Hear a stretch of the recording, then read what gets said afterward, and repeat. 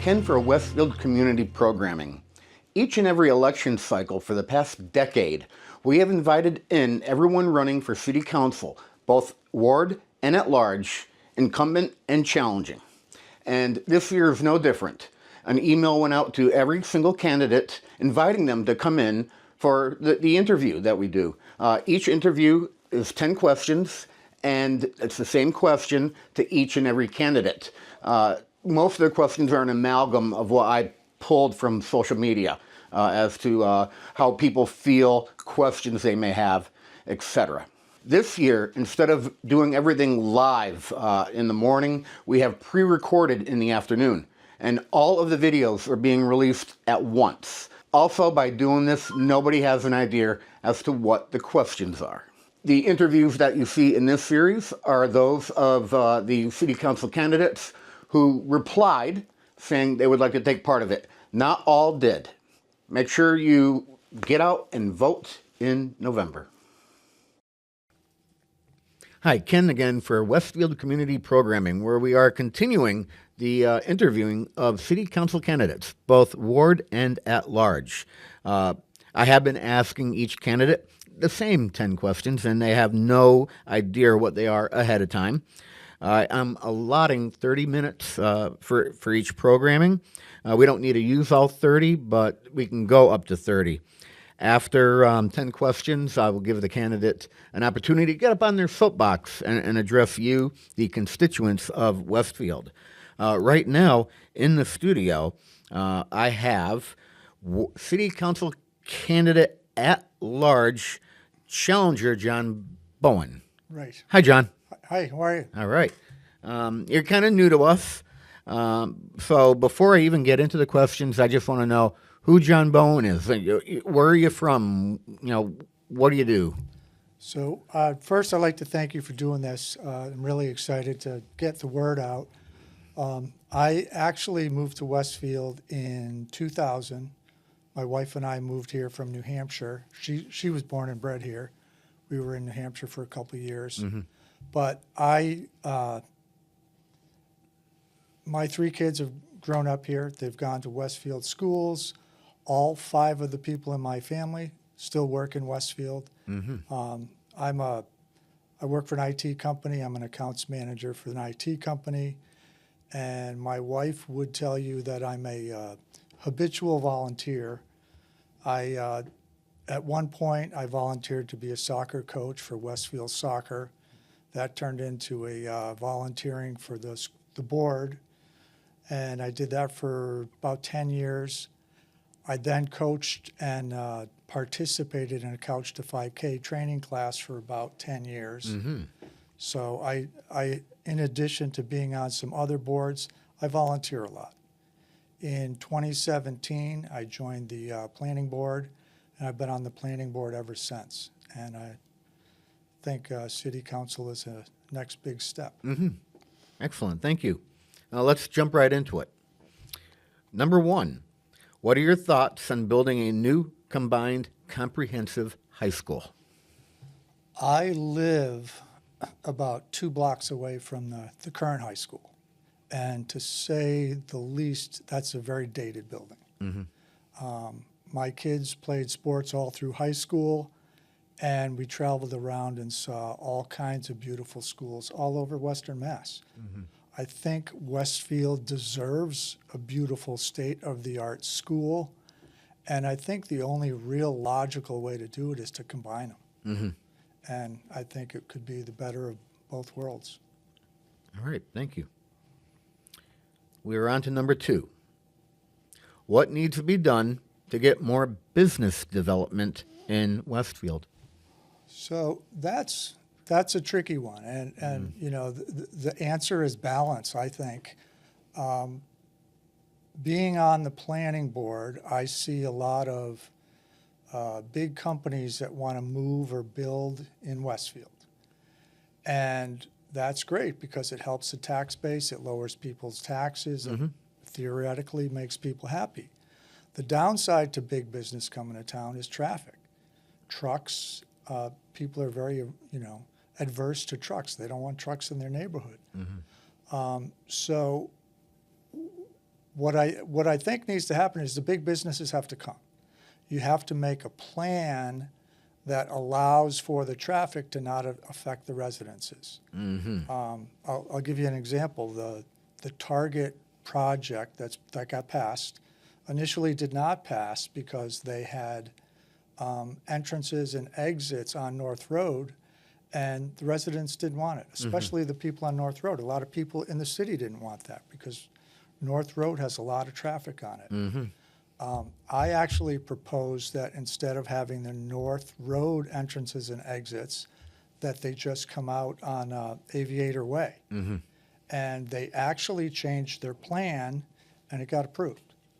So if with proper planning, I think we can attract big businesses that aren't going to destroy our traffic patterns. Heard. We're on to number 3. Why are things always built but never maintained? Oh, that's a good question. I think it's to get something new done, it's a project. You know, it's a big deal. You put all your energy into getting it up and built and running. And then once that's happens, you're kind of on to the next big thing, and it gets put on the back burner, and the maintenance doesn't happen. You know, one of the things downtown, that beautiful, I think it's called the cupola down there, hardly ever gets used. I don't know if it's a maintenance issue or if it's a traffic access issue, but that's something that never gets used. I'd love to see that thing get used more. But I couldn't answer why things aren't maintained. I do know that the Elm Street area, the main road there, the city is investing money and helping owners improve their businesses. You know, there's some businesses that look like they haven't been painted for 10 years. Right. Well, they just all got painted pretty recently. So things are stepping up, and you know, maintenance is important. So it's kind of the window dressing that you put on the city. If you don't take care of it, everybody thinks it's a dumpy town, and it's not. It's a great city. Okay. Number 4. Why do we have dead fire hydrants in our neighborhoods? Oversight. That's the only answer. I was at a city council meeting years and years ago, and I heard that there wasn't funding for testing hydrants. Right. And I'm like, that's insane. I agree. How does that even happen? And so I don't remember if I called or emailed the fire station. I said, hey, I'm very concerned about my fire hydrant doesn't work. And I said, I'm also concerned that fire hydrants throughout the city don't work. And they said, okay, sir, no problem. What's your address? We'll get somebody out there. They tested my hydrant. My hydrant was fine, but the problem remains. You know, it's Russian roulette whether your hydrant works or not unless you have them tested. And what they suggested is residents that are concerned about it call in and have their hydrants tested. All right. So, you know, if you're worried about it, call the fire department. They'll test it. I know they will. They came out in like a day and It's the tested first it. time I've heard this. No, they definitely will. And, you know, so that's a great point because a big part of why I'm running for city council is there's things wrong with this city. There's no doubt about it. There's things that could be done better. You have 2 choices the way I look at it. You can accept it and complain about it, and that's the way it is. Or you can step up and do something about it. I choose to go with the second. And that's why I'm here. All right. I'd like to consider this next question probably the wonky one out of all 10. I probably don't have answers for that one then. Well, I'll clarify it once I get through it. Okay. What is one code you would like to remove or amend, and why? And you don't have to tell me the Muni code, okay? Just, you know, the ordinance or the regulation will be fine.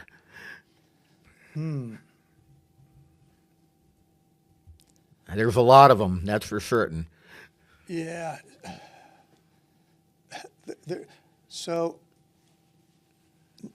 There's nothing I can think of that I'd like to change. There are some that I would like to see be more flexible. And it's easy for me because I'm on the planning board. I see it all the time that, setbacks are a big deal. And, the setback is 15 feet in this situation. And if the guy's got 14 feet, he can't build what he wants to build. Right. I think that's a crummy answer.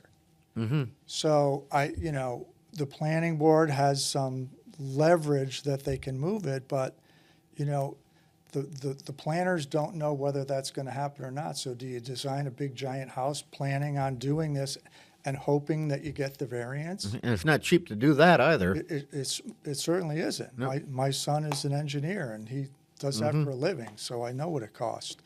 But that one I was not ready for. I can't think of it. Yeah, I think it's the one only real hardball out of all these. Yeah, more flexibility in regulations in building, and a lot of the commercial stuff that the cap is 30 feet for a building. Well, you know what? If the ideal building is 32 feet high, is that going to really bother anyone? Is anyone ever even going to measure it? So I think some flexibility would be helpful in some of the planning stuff. Yeah, I hear you. All right. On to number 6.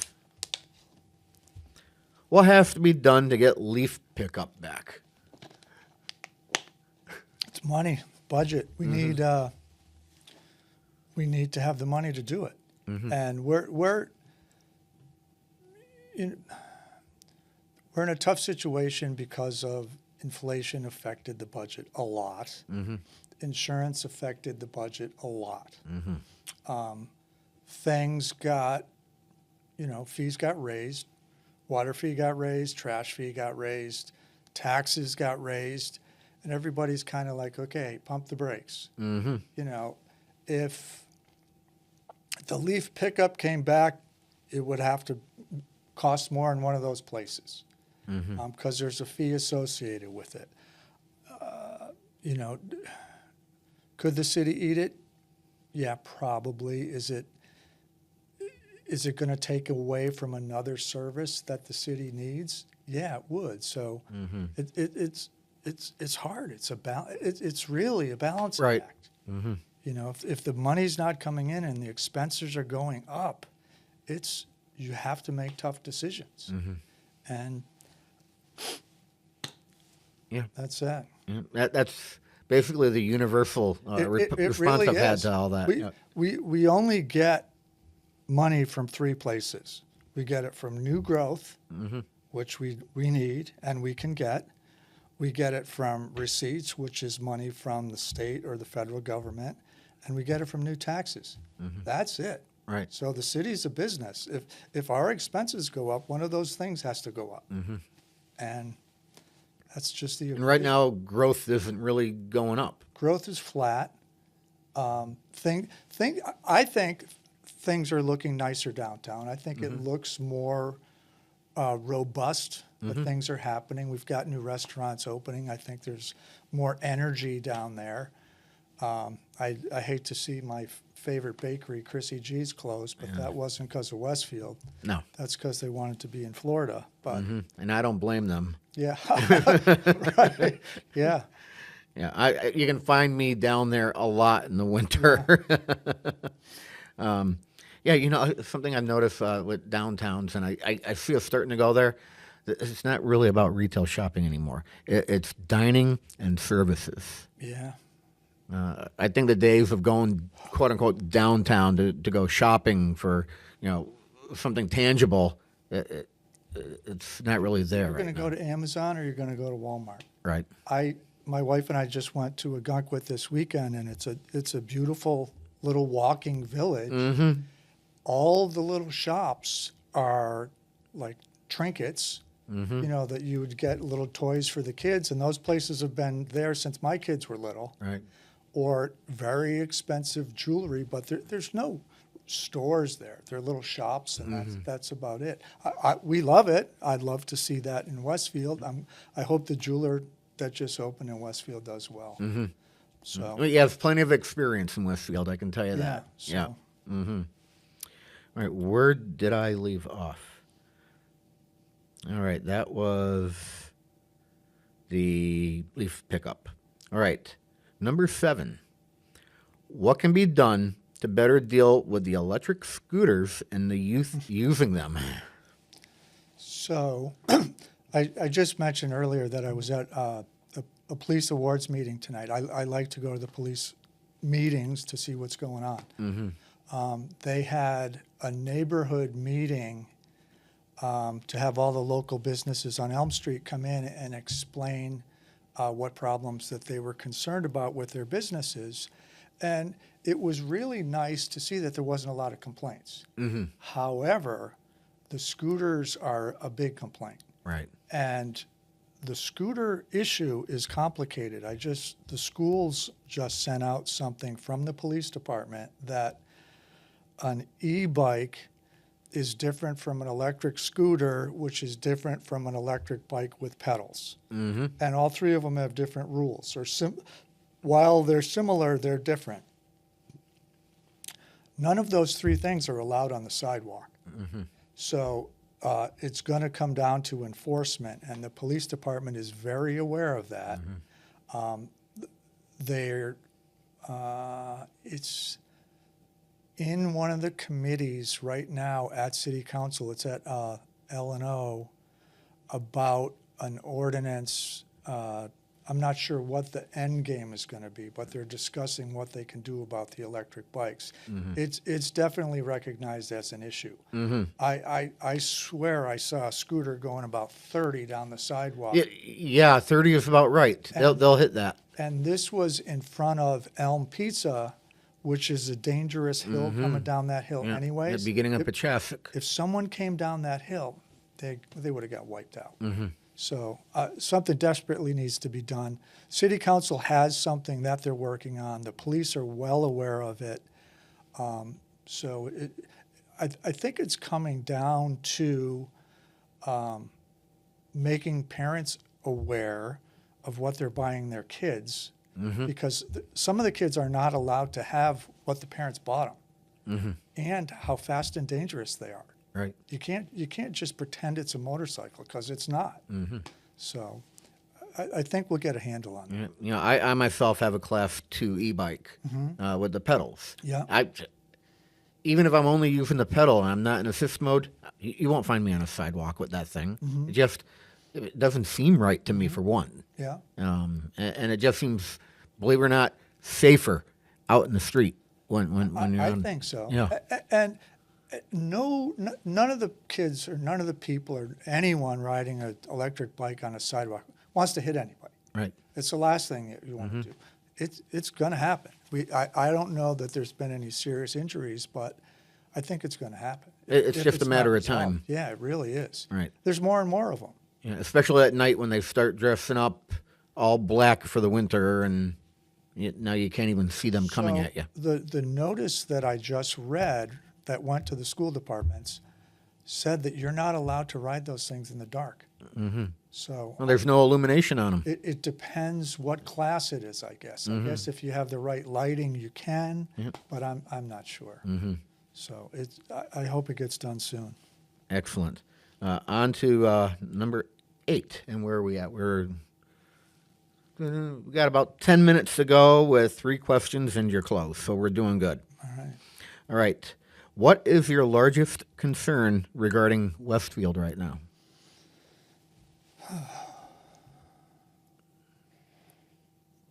So this, I'll guarantee no one else said this.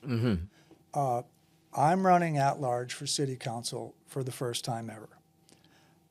I read on Facebook or on the forum or things that we need new blood on city council, things have to change, blah, blah, blah.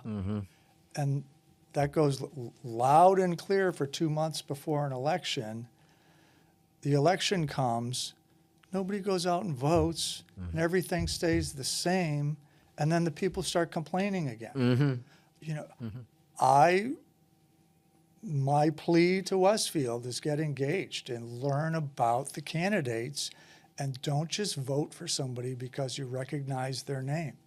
It's important that people have experience in the city, they care about the city, and it really is time for some new faces on the city council, and I'm happy to hopefully be one of them. Okay, heard. Number 9. What is your priority over the next 2 years? I'm very interested in, at one point I was thinking about the city development officer job. I think that's a great job. Not the first time I've heard it today. I think that's an important job. I wanted to have that job at one point. I think it's, Peter Miller's doing a good job attracting business and staying on top of it. He's one guy. He needs some help. I'm happy to help. I don't know where I would fit in, but I would certainly be happy to meet with him or potential candidates to come to Westfield and help fill our business plate. Okay, and I did read my time wrong. We actually have about 8 minutes now, but right. I don't think we're going to be needing the whole 8. I'm at question 10. What makes you qualified? So, one of my favorite jobs is being a dad. And my family is a lot of motivation for the things that I do. I very interested in making things in Westfield better for my kids, because I think they're going to stay here for a long time because they're all still here. My oldest is 25. He works in town, and my other kids all work in town. I always try to stay informed, but being on the city council, I have an opportunity to impact things that happen in Westfield. So my passion for making things better is one of my great assets. My experience with the planning board allows me to understand the value of public opinion versus city and town regulations or legislation. And, if the law says you got to do this, well, you kind of got to do this, but you got to give the people a little bit too to make it a fair deal. So I think my ability, I'm an account manager, which means I do a lot of negotiating and sales. And I think in that combination of people versus regulations, there's a give and take, and you can make it fair for everybody. I enjoy that kind of negotiating. I look forward to that, and I think that's part of city council. All right. Well, John, we're at the part in this program where you get to get up on your soapbox All right. and address the constituents of Westfield with your plea. This is where you ask for one of the 7 votes for city council at large. So you have plenty of time. All right. Hi, folks. I'm very excited to be running for city council at large in Westfield. I've been in Westfield for 25 years. I love Westfield. Many of you probably know my face more than my name because I walked around all the soccer fields for 10 plus years when all the little kids were growing up, and people don't know what my name is, and then they find out my name because they see that I'm running for something. It's very important to me to give back. And I've been blessed in Westfield. My whole family still lives here. This is my way to volunteer. We get paid a little bit, but it's more volunteer than anything else because it doesn't make up for the hours that you pay doing these things. Anything with the city doesn't do that. But I enjoy it. I enjoy talking to the community. I enjoy hearing about their needs. And it's important to me to help people. this is going to sound silly, but you know, when you're at the grocery store and you're walking by somebody that can't reach the top shelf and you help them, that feeling that you get, I'm addicted to it. I Yes, love sir. that feeling, and that's, you know, why I want to be part of the city, part of city council, and helping people. And please vote for John Bowen on November 4th, my birthday. All right. City Council candidate at large challenger, John Bowen. Thanks All for right. coming in today. Thanks, Ken. I appreciate it. All right. Great job. Thank you.